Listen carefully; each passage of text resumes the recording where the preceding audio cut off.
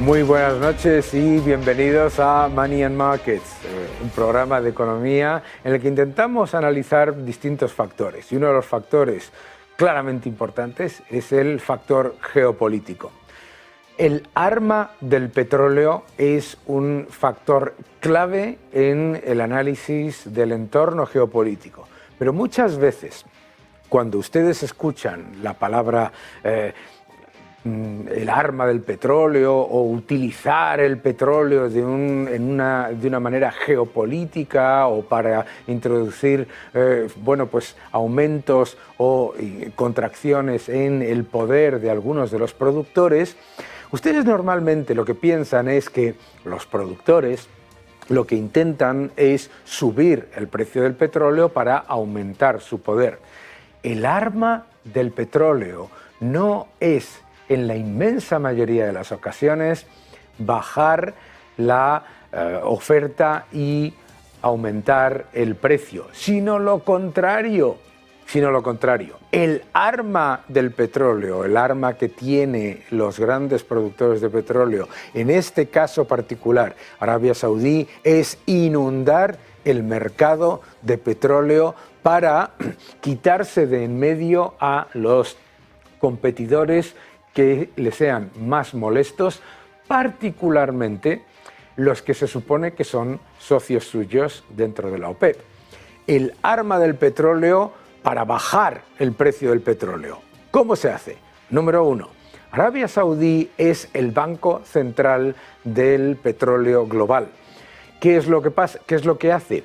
Arabia Saudí es el que produce o reduce la producción cuando hay elementos en la oferta que, pues cuando hay un exceso de demanda, pues lo que hace es aumentar la producción, etc. Se presenta como el proveedor de liquidez, que es un banco central de último recurso. Arabia Saudí es el proveedor de petróleo de último recurso dentro de los de la OPEP. ¿Por qué? Porque Arabia Saudí es el país de los grandes productores de la OPEP que tiene más capacidad ociosa, capacidad excedentaria, que puede tranquilamente aumentar o reducir producción sin grandes problemas. Segundo factor clave, Arabia Saudí también es el productor que tiene el menor coste marginal. ¿Qué significa esto? Que Arabia Saudí puede bajar el precio, puede hacer un aumento de producción que baje el precio sin sufrir en su generación de ingresos, y además es el país que menos dedica de los ingresos generados por petróleo para actividades que no tienen nada que ver con, la financiación de servicios públicos, etc. Y este factor es esencial. En este momento, una de las cosas que está sorprendiendo al mercado es la bajada del precio del petróleo en un entorno en el que la OPEP se ha comprometido a mantener unos límites de producción.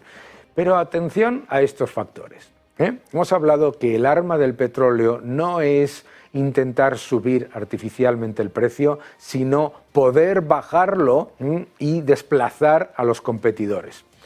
Si lo que realmente quiere el Banco Central de Petróleo del mundo, que es Arabia Saudí, es desplazar a los productores chiíes, desplazar a Irán, hacer una política en la que se mantenga su poder relativo en el mercado, sabiendo que además la generación de ingresos por petróleo no le va a afectar a sus cuentas públicas, Arabia Saudí tiene un incentivo para atacar aquellas renovables que son ineficientes y que no pueden funcionar con un precio de la energía más bajo.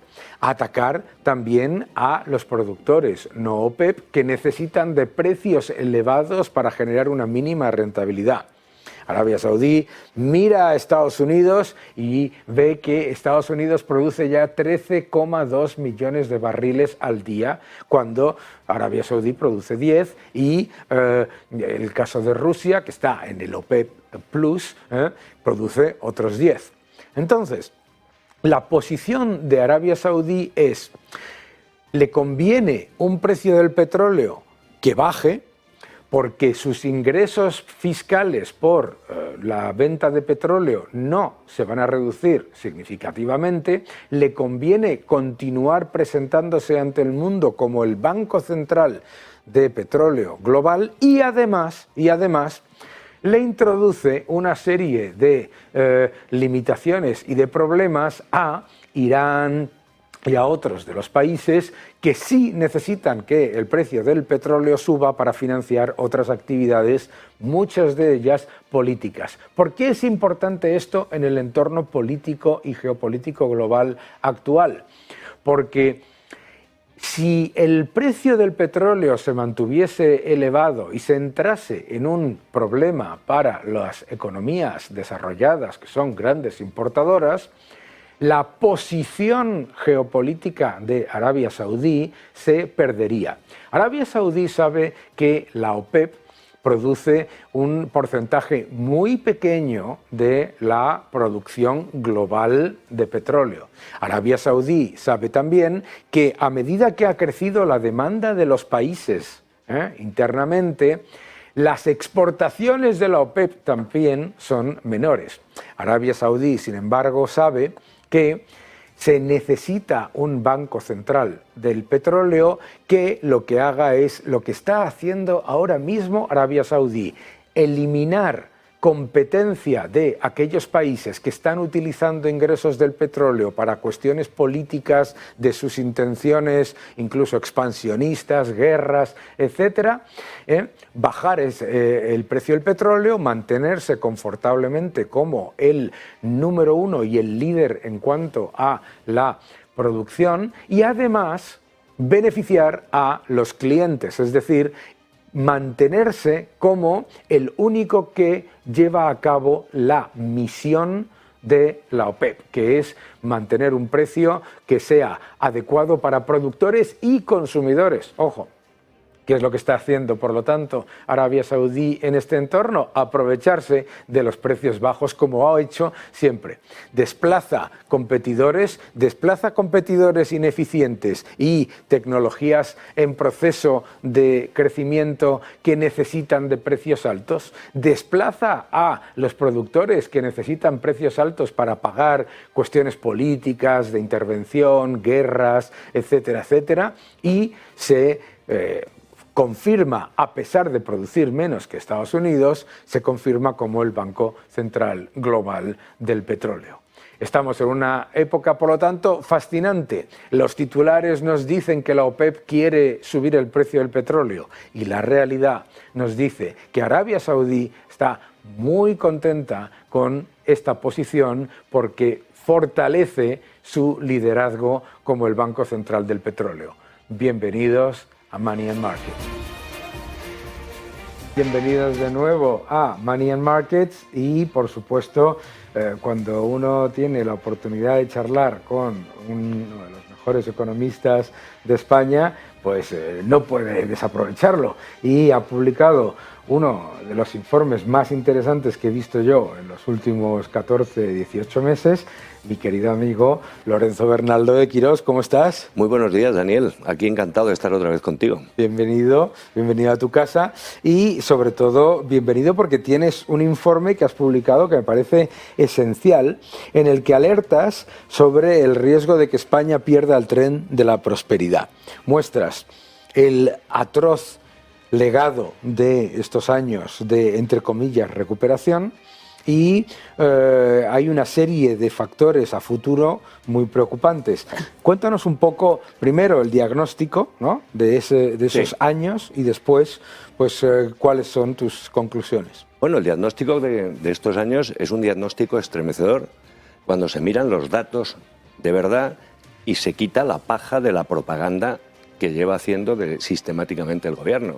Es decir, el balance de estos 5 años, en términos del nivel de vida de la gente, que es, si la medimos por el PIB per cápita, en los últimos 5 años España ha tenido la contracción del PIB per cápita mayor de todos los países de la Unión Europea en promedio, excluido Islandia. Es decir, es una catástrofe sin precedentes de empobrecimiento de los ciudadanos de este país.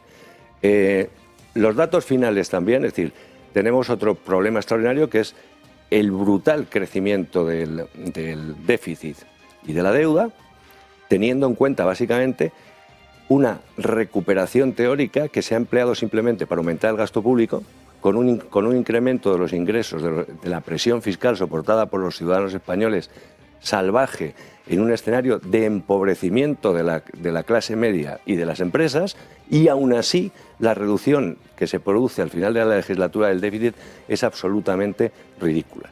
Cuando esto empieza a desacelerarse, como lo está haciendo, obviamente las costuras del gasto público van a llevarnos a una situación terriblemente compleja. Entonces, el balance es un balance muy, muy negativo, y un balance muy negativo que ha sido premiado a la autora y protagonista de este balance con un puesto en el BEI maravilloso para los próximos 4 años. Nadia Calviño se presentaba como, bueno, pues como la que había sido artífice junto con el gobierno de una recuperación modélica, ¿no?, y de una recuperación del empleo fantástica y unos datos económicos increíbles. Entonces, y decían que, claro, que es que ellos han demostrado que gestionan mejor la economía, ¿no? Lo que se olvidaban probablemente, lo que se olvidan es lo que tú acabas de decir, el empobrecimiento de la gente, porque además, claro, nosotros no hemos tenido la crisis energética que han tenido en Islandia. Nosotros no hemos tenido ese aumento. Nosotros no hemos tenido la crisis energética que ha tenido Islandia. El shock que ha recibido la economía española derivada de la guerra de Ucrania con los precios de energía es irrelevante en comparación con el que han sufrido los países del centro y del centro-este de Europa. La desaceleración de la economía china a nosotros prácticamente no nos afecta, porque nuestras relaciones comerciales con el coloso asiático son muy, muy escasas. De hecho, nos beneficia, porque, claro, al importar menos China, claro, las materias primas son más baratas para nosotros. Claro. Entonces, nosotros hemos tenido unas condiciones en estos años mucho mejores que nuestros socios europeos, y las hemos aprovechado para situar al país en un escenario absolutamente insostenible en el medio y en el corto plazo. Claro. Y por eso era el apunte del informe, aparte de los datos concretos, que es la enorme preocupación que yo creo que tenemos que abordar en estos momentos, que es mirar un poco más allá, un poco más lejos. Y ese poco más lejos es que estamos perdiendo el tren no de la recuperación, sino de la prosperidad.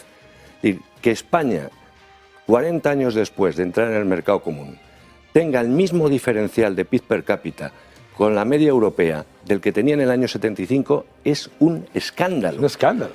Y sobre todo cuando hemos visto, que es una de las cosas que comentamos, cómo países que venían de un escenario horrible, como eran las viejas economías de planificación central, cuando se derrumba la URSS, han tenido un proceso rapidísimo de convergencia en un espacio temporal mucho más corto. Es decir, nos estamos quedando atrás.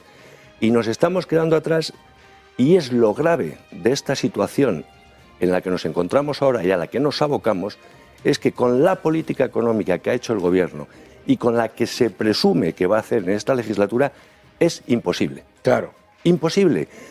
Vamos a agudizar desequilibrios macroeconómicos que vamos a pagar muy caro, y tenemos en la parte de la oferta productiva tal volumen de impuestos, regulaciones, burocracia, que la oferta productiva, la actividad, no puede crecer. Claro. Entonces, ese es el drama de este país. Entonces, es muy grave, en efecto, que podamos tener un problema, el problema inflacionario que hemos tenido. Es muy grave la tasa de paro que tenemos. Es muy grave muchas cosas, pero lo grave es que cuando se pierde un tren, se tarda mucho tiempo en recuperarlo. Y ese fue el drama de España durante el siglo XIX. Claro, efectivamente. Es decir, crecíamos, pero nunca con una manera consistente para acercar nuestro nivel de vida. Y entonces la amenaza es el atraso. Claro. Quedarnos atrás.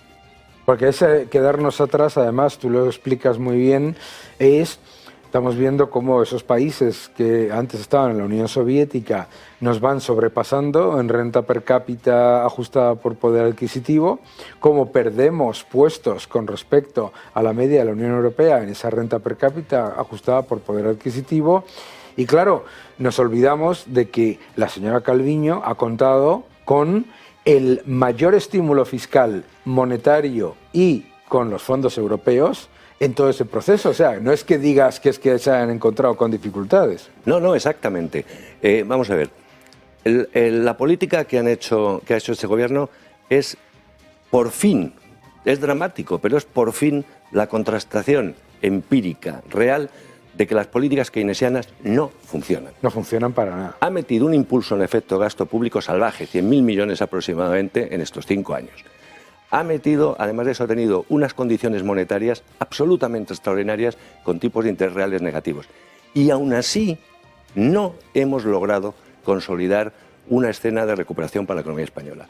Y lo de los fondos Next Generation, que era el bálsamo de Fierabrás, sí, que podía haber ayudado, en efecto, en un momento, además de desaceleración de la economía, para sostener la actividad, es un escándalo. El otro día, por fin dieron a conocer los 100 primeros beneficiarios, y uno entiende perfectamente por qué no los daban a conocer. Claro.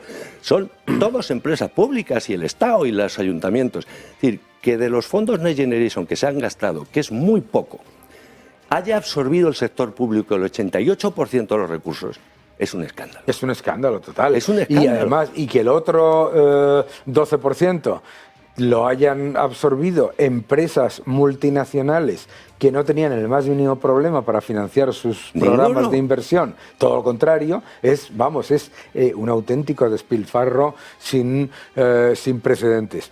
Y acuérdate que lo avisamos. Hombre, ¿Te acuerdas que lo avisamos clarísimamente?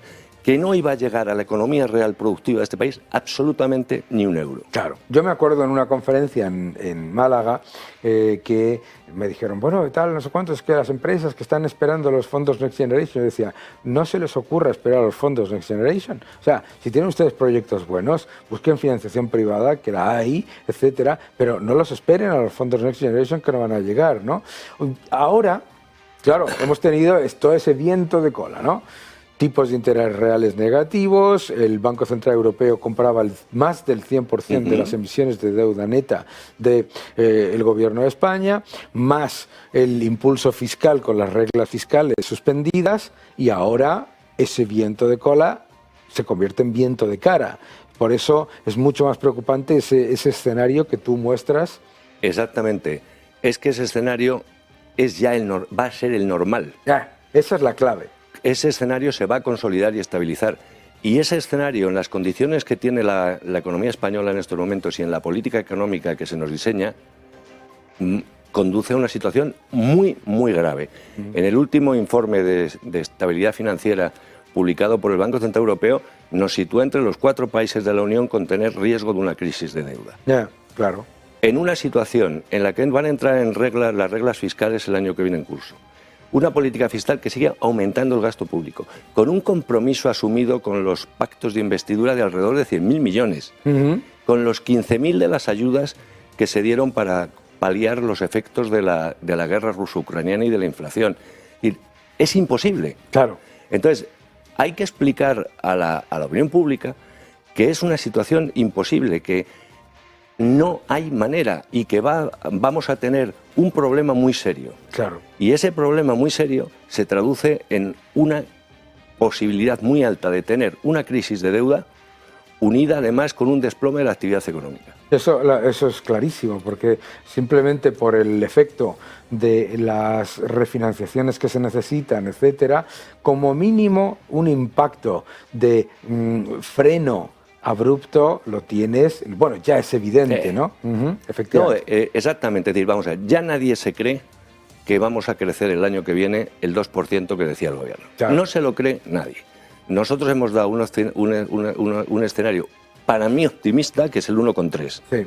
Pero es impensable que la inversión privada se reactive teniendo en cuenta, uno, las expectativas, el clima de inestabilidad jurídica e institucional que hay en el país, el endurecimiento de la política monetaria. Claro. Es que se nos olvida que el año pasado se quebraron un récord de empresas en este país y que todavía con el viento de cola teórico de la recuperación este año van a caer otras 7.000 compañías.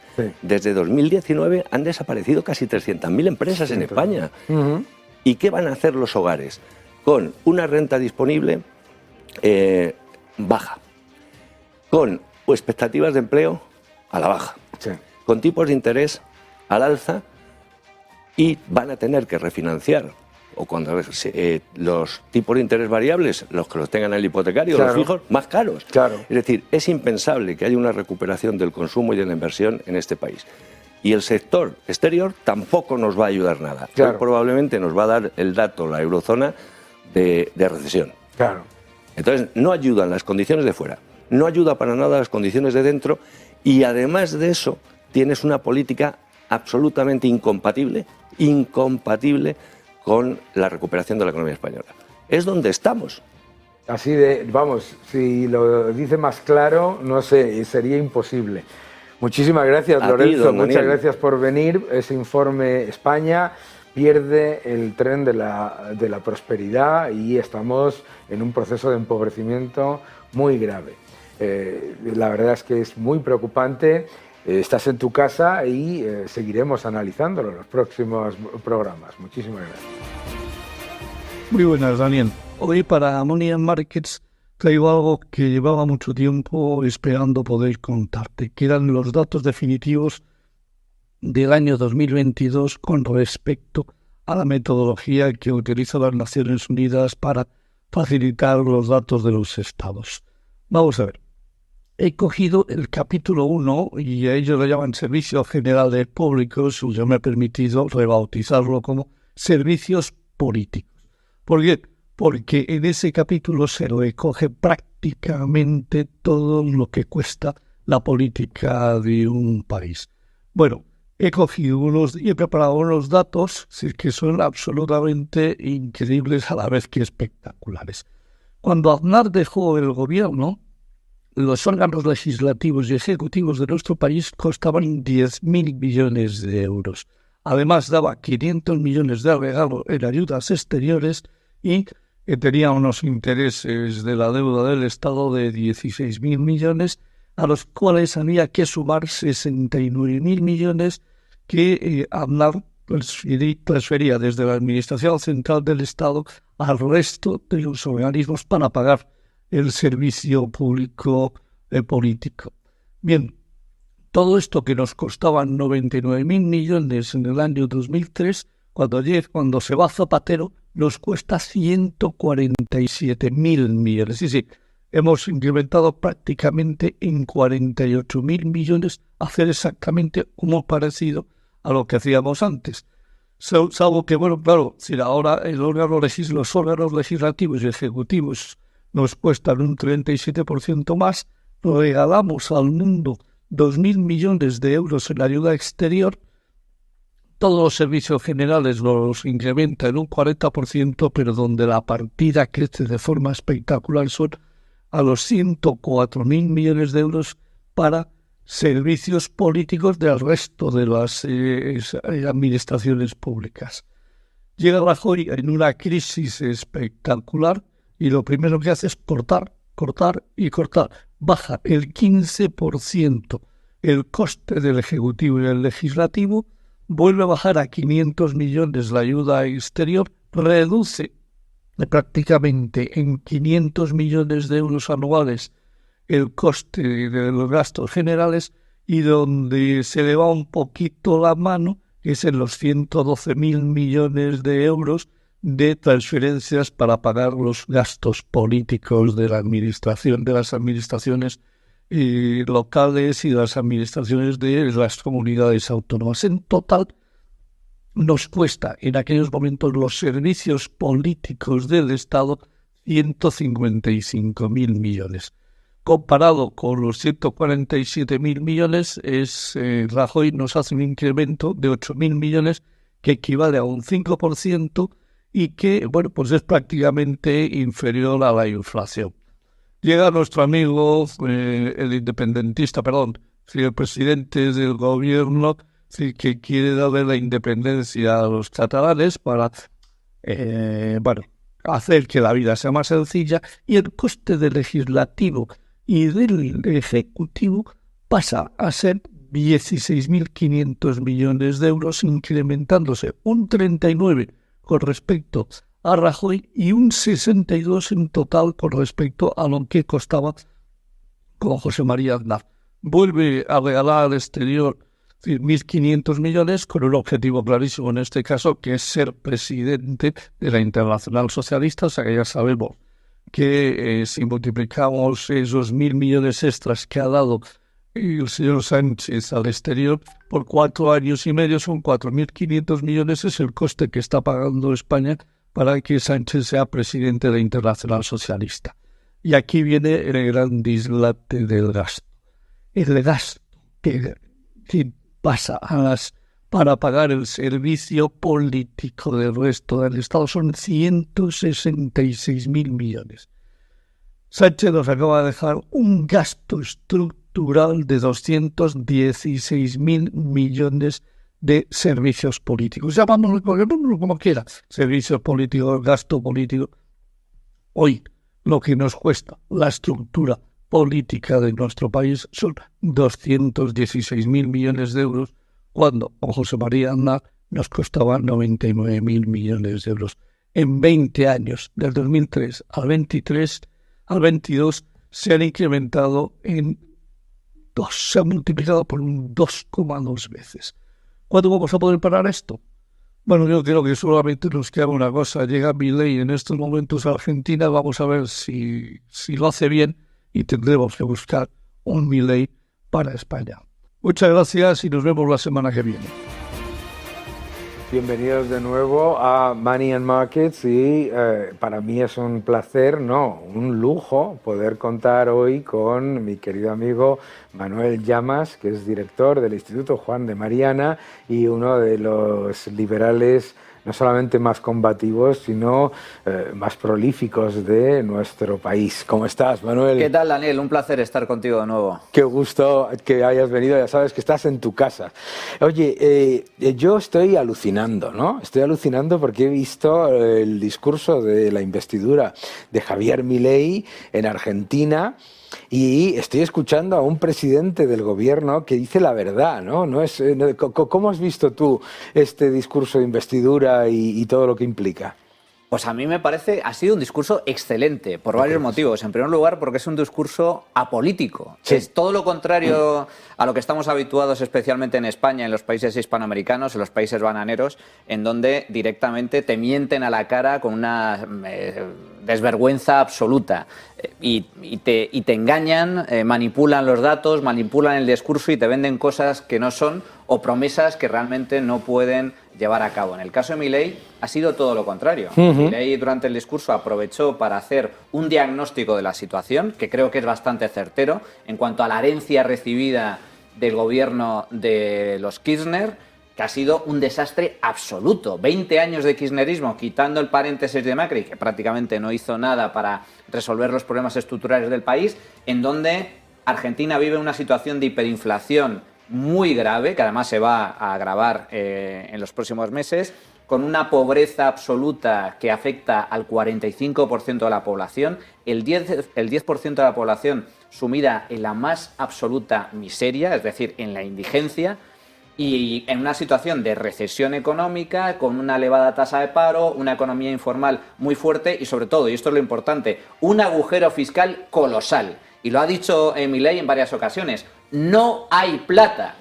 Y lo increíble del discurso de Milei es que, diciendo las verdades del barquero, diciendo además que para solucionar esos problemas estructurales su gobierno va a tener que hacer reformas y medidas y ajustes impopulares, costosas y dolorosas a corto plazo, pero que son la solución. A pesar de eso, lo increíble del discurso, Daniel, es que decía, no hay plata, y la gente coreando, no hay plata, no hay plata. Eso es lo increíble, es decir, que la gente es perfectamente consciente de cuál es el problema, es perfectamente consciente de cuál es la solución, y que aunque sea costoso y que a corto plazo vaya a suponer una mayor contracción económica, recortes drásticos del gasto público, una inflación que está disparada y que va a seguir disparada durante un tiempo, a pesar de eso son conscientes de que esa es la receta que necesita el país y que si se hacen las cosas bien, que yo confío en que sí, Argentina, como bien comenta Milei, volverá a ser la potencia económica que fue hace un siglo.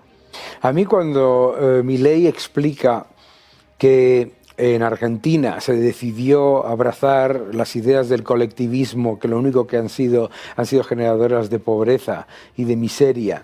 Me parece absolutamente clave también la muestra de que ese progresismo plañidero que se presenta como el que muy social y todo eso, ha sido la destrucción absoluta de lo que es el tejido social de un país rico, porque es que aquí lo que nos olvidamos es que la herencia que recibe, decía Milei en la investidura, la peor herencia recibida jamás por ningún presidente.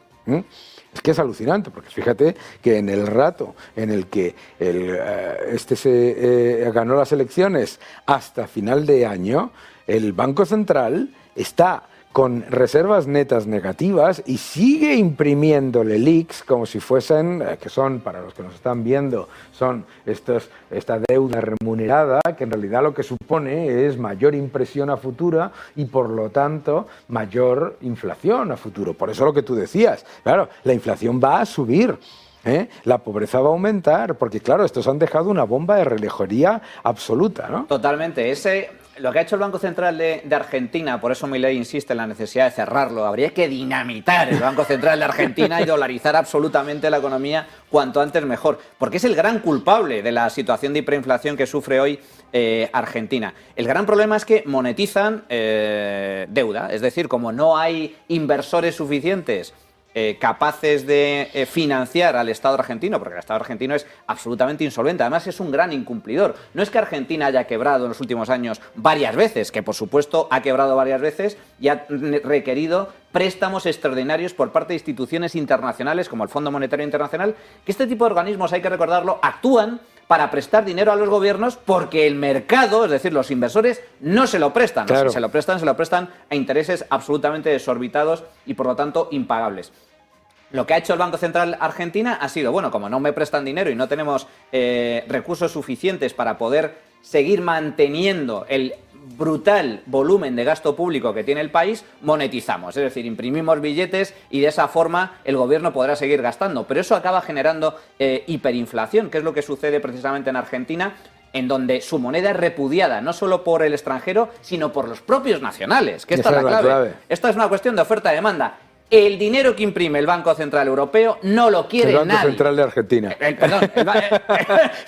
Banco Central... Ahí me ha engañado el subconsciente porque también el Banco Central Europeo tiene lo suyo. Pero el Banco Central de Argentina, el dinero que imprime no lo quiere nada. Es absolutamente repudiado. Y como consecuencia de ello, sufre esa hiperinflación. Dio dos datos en el discurso de investidura Milei que me parecen relevantes. La renta per cápita argentina en los últimos 20 años se ha desplomado del orden del 15%, pero con una inflación acumulada del 15.000%. ¿Eso qué significa? Significa que los argentinos se han empobrecido brutalmente en los últimos 20 años.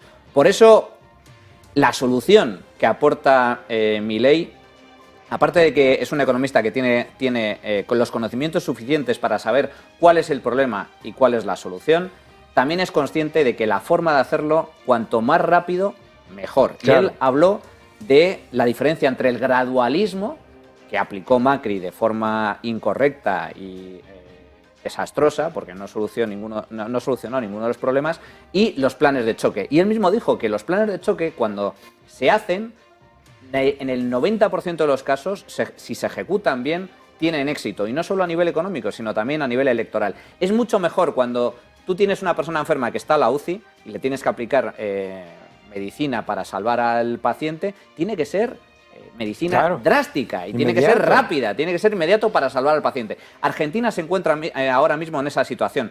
Creo que la primera medida que ha anunciado Milei y que ha consistido en firmar un decreto por el cual reduce el número de ministerios de 21 ministerios, los mismos que tenemos en España, a 9, es una muy buena señal. Pero es que ahora tiene semanas por delante donde va a tener que tomar decisiones muy drásticas como la reducción brutal del gasto público. Él anunció un recorte del gasto equivalente al 5% del PIB. Yo creo que es el inicio, incluso el ajuste debería ser superior, pero un recorte del 5% es lo mínimo que necesita Argentina para empezar a cuadrar sus cuentas públicas, a equilibrar sus cuentas públicas, porque tiene un agujero fiscal absolutamente colosal. Y eso se va a traducir en menos gasto público, menos subvenciones, la congelación de toda la obra pública para que sea licitada y que sean las empresas privadas las que a riesgo asuman el coste de esas infraestructuras.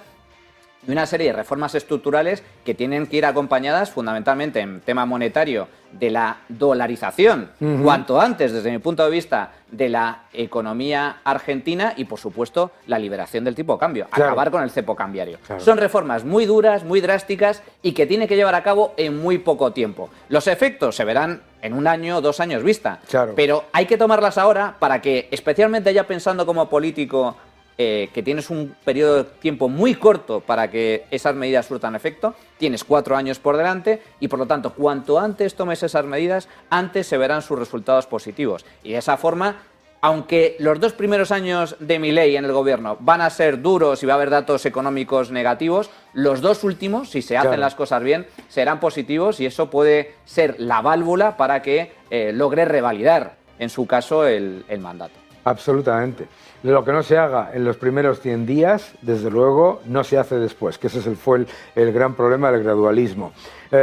Lo más importante de la investidura del presidente Milei en Argentina ha sido mostrarle al mundo que no es que haya una alternativa, es que la única alternativa es un ajuste serio, es volver a la cordura económica y olvidarse de intentar venderle a la gente que 2 más 2 suman 22. Muchísimas gracias, Manuel, muchas gracias, y ya sabes dónde está tu casa, así que gracias por venir con nosotros y cuando quieras. Un placer, Daniel, encantado. Un fuerte abrazo.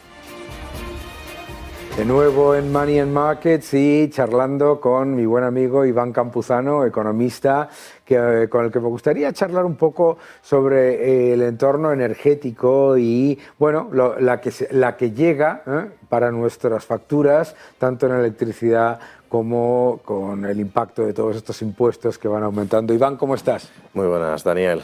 Pues bueno, pues qué contar, ¿no? de la energía. La verdad que es que hay muchos frentes que ahora mismo en España y en Europa yo creo que, que están claros que no van a ser fáciles durante los próximos meses y durante los próximos años, porque muchas veces pensamos que la factura que viene mes a mes es el final de la energía, pero esto está claro que ya va siendo una progresión que venimos viendo desde la época del COVID y que no ha cambiado, la estructura no ha cambiado, la regulación no ha cambiado y lo único que han cambiado son los impuestos que han ido a más en vez de ir a menos.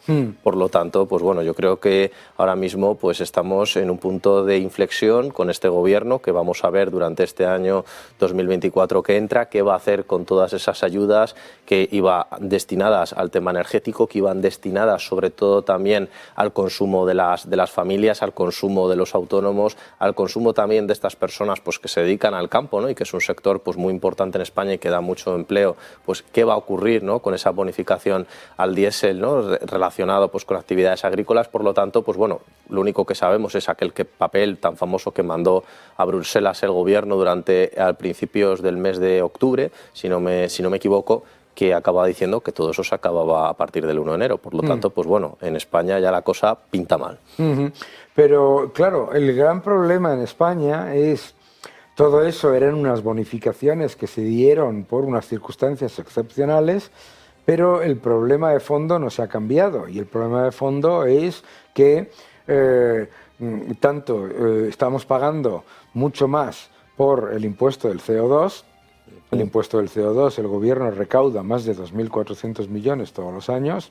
Además, la factura tanto del gasóleo como del gas natural como de la electricidad tienen un componente de impuestos que van entre el 50% y el 70%, más costes regulados, etcétera. Y ahora resulta que nos llega la noticia de que el gobierno se compromete a aumentar todavía más eso que llaman impuestos medioambientales. Pero claro, los impuestos medioambientales no están sirviendo para reducir la factura de la electricidad o reducir la factura del consumidor en el consumo de energías verdes, sino que se multiplican y cuando se recauda menos por el gasóleo, te lo suben por el lado de la electricidad. Efectivamente, de hecho, una de las propuestas que había encima de la mesa y que casi muchas familias se habrán planteado es, oye, si está tan caro la electricidad convencional, voy a instalar placas solares en mi casa, en mi comunidad, muy bien. ¿Y qué nos plantamos? Pues nos plantamos en uno de los mercados donde las placas solares pues, se encuentran en su punto más barato de toda la historia por la gran productividad que tiene China y que ahora mismo China pues, supone más del 50% de las placas solares que hay a nivel mundial, por lo menos en producción, y eso ha conseguido abaratar los costes. Bien, entonces cualquier familia diría, oye, ahora es el momento de coger una energía barata, una energía limpia, una energía que yo puedo autoconsumir y que incluso si tengo un excedente puedo darlo a la red. Eso queda muy bien. Y el Gobierno se comprometió a dar unas ayudas, a facilitar este tipo de instalaciones y demás. ¿Qué es lo que ha ocurrido? Pues ha ocurrido todo lo contrario. Las ayudas no están llegando a las familias, la dificultad burocrática para poder acceder a esas ayudas es tremendamente grande. Luego, por otro lado, estamos viendo cómo por parte del Gobierno esa ayuda que te da a ti luego te la tienes que tributar por IRPF de una manera bastante salvaje, por lo tanto hay muchas veces que no compensa y luego, por otro lado, pues con todos estos costes fijos que estás añadiendo, que además luego, pues por supuesto, al utilizar el alumbrado público, lo que tú tienes que hacer es también pagar unas tarifas de peaje, ¿no? Esas tarifas de peaje se han multiplicado por 2 en los últimos años. Por lo tanto, al final, lo que podía ser una opción para España, un país tan soleado, además estando dentro del top 3 mayores países de Europa en producción de energía eléctrica a través de la fotovoltaica, pues una oportunidad para las familias para abaratar nuestra factura de la luz desaparece por el marco regulatorio y por los costes fijos que aplica el Gobierno a las eléctricas. Claro, mucha gente no se da cuenta de que cuando el Gobierno está utilizando la factura eléctrica como un cajero automático, que es una máquina de recaudar, es una máquina de recaudar. Fíjate, tienes el impuesto a la hidráulica, el impuesto a la nuclear, tienes luego el impuesto a la distribución, al transporte, tienes el impuesto eléctrico, a todo, más el IVA, o sea, es una máquina de recaudación. Claro, si tú dices, jajaja, voy a montarme por mi cuenta y voy a ser independiente, y dices, no, mi querido amigo, tú eres un cliente rehén y te lo voy a cobrar por otro lado. Será en peajes, serán impuestos, será como sea, ¿no? Efectivamente. Y hay un elemento ahí que a mí me parece que es muy importante, que es que en los próximos 2 años, probablemente con esa situación, volvamos a entrar en un problema de déficit de tarifa. Efectivamente, porque tenemos que también tener en cuenta que al final la situación energética de España siempre hemos sido deficitarios, es decir, no es un país que sea gran productor de energía, sobre todo es un tema de importación. A mí me gustaría hacer una disyuntiva entre lo que está pasando en el caso europeo, que está ahora mismo sobreexplotando sus redes comerciales y que después de la guerra con Rusia, pues ahora mismo está utilizando segundas líneas, es decir, comprar petróleo a través de Turquía, comprar petróleo a través de la India, que viene de Rusia, es decir, nos estamos haciendo trampas al solitario. Pero me gustaría mucho centrar la atención en el gas licuado, que durante el año pasado pues tuvo una visión muy importante, que salía en todos los telediarios, que Estados Unidos era el mayor productor y sigue siéndolo. Y fíjate que en el caso de Estados Unidos ahora mismo se encuentra en récord de producción de petróleo crudo, se encuentra en récord de producción de gas licuado, pero es que el gas licuado lo ven como una opción tan buena para su economía y que además van a sacar tanto dinero de Europa en esa negociación que van a aumentar las exportaciones hasta por 10 veces, mientras que Canadá se espera que crezca un por 2 o incluso países como México crezcan en un 1,1, es decir, algo infame. Estados Unidos va a multiplicar por 10 sus exportaciones de gas licuado. ¿Y a quién va a ir ese gas licuado? Principalmente Europa, que Europa ha sido el mayor comprador de gas licuado. ¿Quién tenía otra oportunidad de hacer negocio con el gas licuado? España. España tiene más de la mitad de la capacidad de regasificación de Europa. ¿Dónde está el beneficio de eso? ¿Dónde nos estamos beneficiando los españoles? ¿Dónde se está beneficiando el gobierno? Pues la verdad, no lo estamos viendo. Por lo tanto, no solamente es ya por la oportunidad de fotovoltaica de España, sino la oportunidad que nos viene desde Estados Unidos de ser un hub energético en Europa, la estamos totalmente desaprovechando. ¿Quién se está aprovechando? Alemania, que no tiene ni el 15% de la capacidad de regasificación. Italia, que no tiene ni el 10%. Son los mayores beneficiados. ¿Cómo nosotros, teniendo el 50%, teniendo empresas tan importantes en el sector gasístico, no lo estamos aprovechando? Pues yo creo que también no es que seamos solamente las personas o las familias de este país rehenes de esa factura energética, sino también somos rehenes de las malas decisiones de este gobierno que podrían enriquecernos y podrían darnos más libertad energética como país y que no lo estamos aprovechando. Claro. Como siempre digo yo, el gran problema de la política energética es que es política y que depende de los políticos. Muchísimas gracias, Iván. Gracias por venir. Estás en tu casa. Un fuerte abrazo. El populismo y el intervencionismo absoluto es el factor fundamental por el que Hispanoamérica, nuestros países hermanos, están en estancamiento y están creciendo muy por debajo tanto de su potencial y se enfrentan a una década perdida. Las expectativas de crecimiento para el año 2024 de la economía, de las principales economías de Latinoamérica, son extremadamente pobres. Atención a este gráfico con las expectativas del consenso, que siempre es optimista, de Focus Economics. Número 1. Argentina, de nuevo, el desastre del populismo más rancio y plañidero. Lo que ha hecho el peronismo socialista con la economía argentina no tiene nombre, pero ojo, es que el gran problema de Latinoamérica es que el populismo que copia esas mismas políticas que ha llevado a cabo el peronismo está en Venezuela, está en Colombia, está en Chile y está en Brasil. Mucho cuidado, ¿por qué? Porque eso salta como.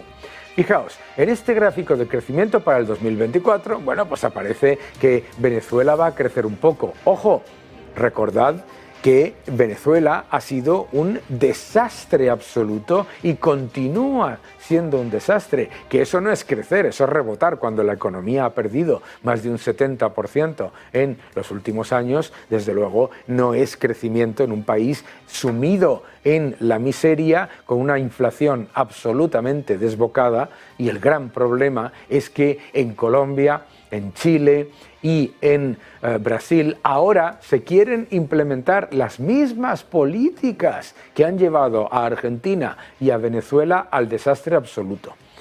Es increíble ver cómo Bolivia y Perú entran también en ese problema.